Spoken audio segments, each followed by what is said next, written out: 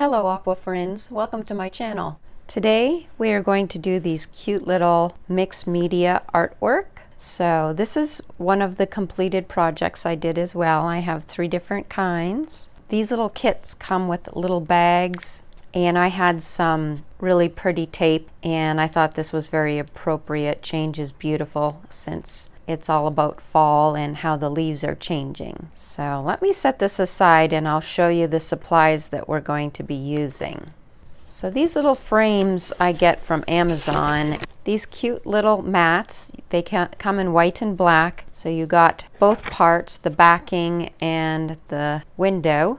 It makes a very lovely presentation. And there's 25 in this little pack. You can use regular ink, or you can use the Versamark with embossing powder. And that is what I used for this leaf and for the sayings around the frame. But you could use just regular black ink, would work just as well. So if you're going to use embossing powder, you need the Versamark with your embossing powder and then a heat tool in order to set the embossing powder.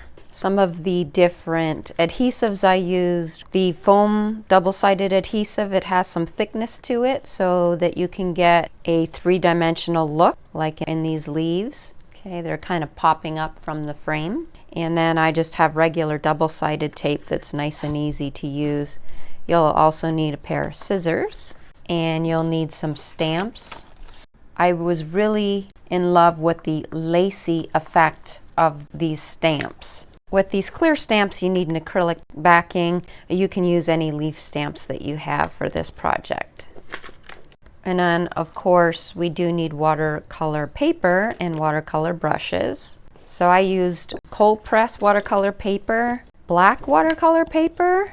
I used these very iridescent colors. So I have the duochrome oceanic, iridescent topaz, iridescent copper, Aztec gold.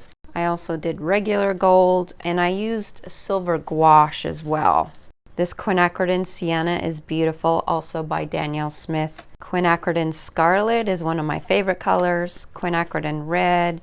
Burnt sienna is also a good choice. Got a deep yellow as well as a cool yellow. This Indian yellow is really pretty. And then a very nice warm yellow quinacridone gold.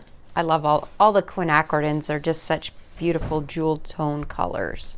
Some Van Dyke brown, leaf green, and permanent sap green. Last but not least, we also need to pick some paper. These are just pretty paper for scrapbooking. Here's some examples of ones that I was thinking about that would go good with the fall leaves. Just some really pretty text.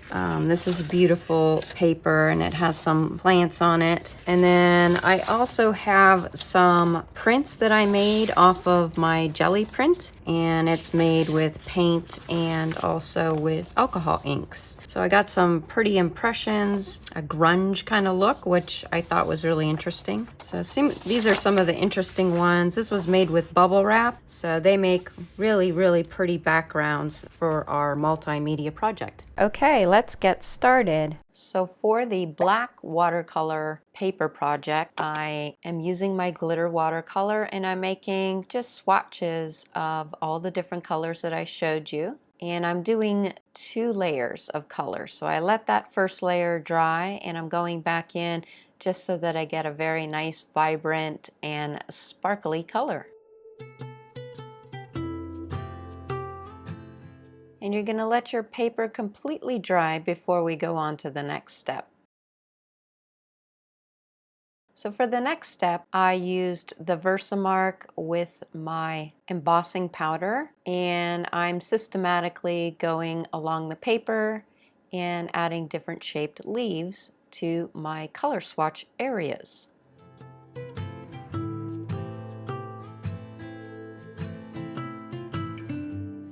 So you make the impression with the Versamark, you add your embossing powder, and make sure it's really well sprinkled.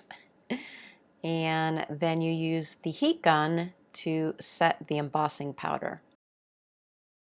Like I said, I used a sparkly embossing powder, and it's really hard to tell any sort of sheen and sparkle with a camera, but it actually looks so much prettier in real life than what my camera could actually pick up here.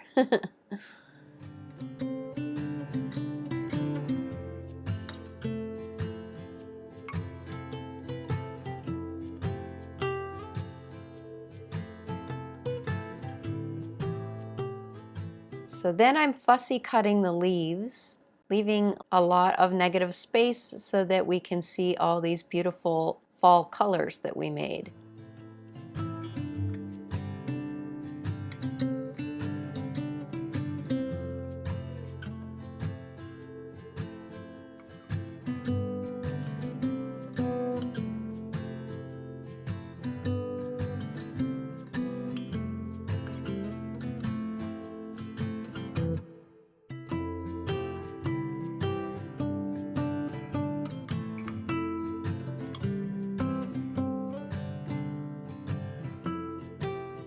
Once I have everything cut out, I take a whole bunch of different papers and I go through and see what leaves I like on what paper. So just keep laying down the different leaves you did on different papers so that you could find a good match. Once you found the match that you like, I am using this brown and maroon colored paper for my silver leaf. I also decided to add some text to my little artwork. I did the text the same way I did the leaves, and you fussy cut it out.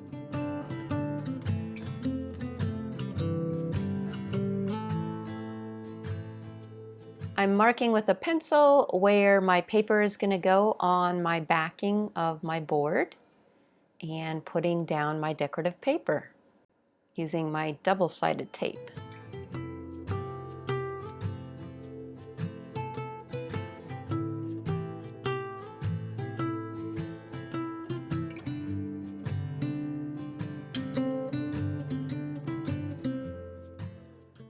It's helpful to put your window over your project so that you can see exactly where your text and leaf is going to be. Once that part is done, I added the double-sided tape to my window border and pop that onto your artwork.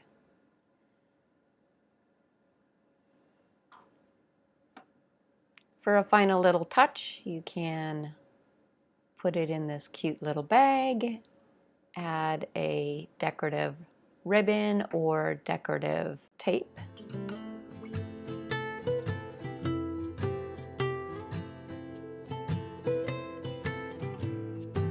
So with this little artwork, I used my stamps on the back paper and on the frame itself to bring all this texture in to kind of match the theme here of this leaf.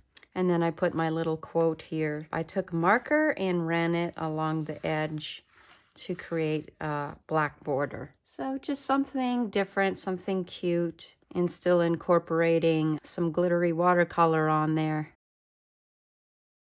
So how I did this cute little autumn artwork is doing the watercolor stamps on cold press white watercolor paper. So I just used the same stamps. So with black ink and my leaf stamps, I'm just filling up this piece of paper with some different shaped leaves.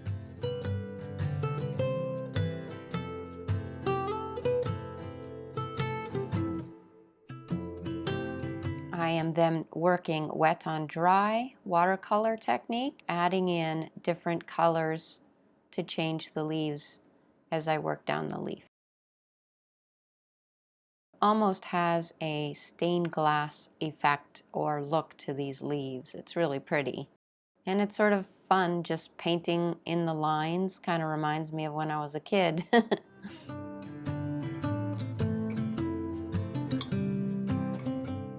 This is very low stress, and it's fun to change things up and try new things.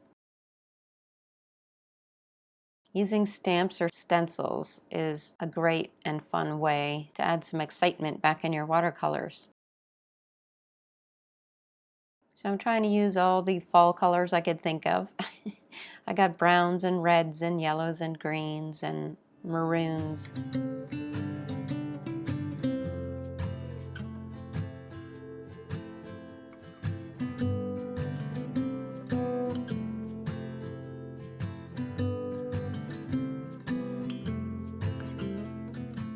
And then you fussy cut around the edges pretty close so that it gives it a really nice border.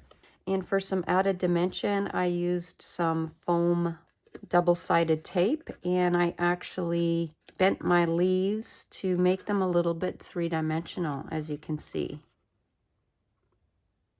Okay, and then I just put these really pretty sayings along the side. It's actually supposed to go like this so that you could read all the sayings. So that is very easy, very fast. It's stress-free way to play with your watercolors and make something beautiful for somebody.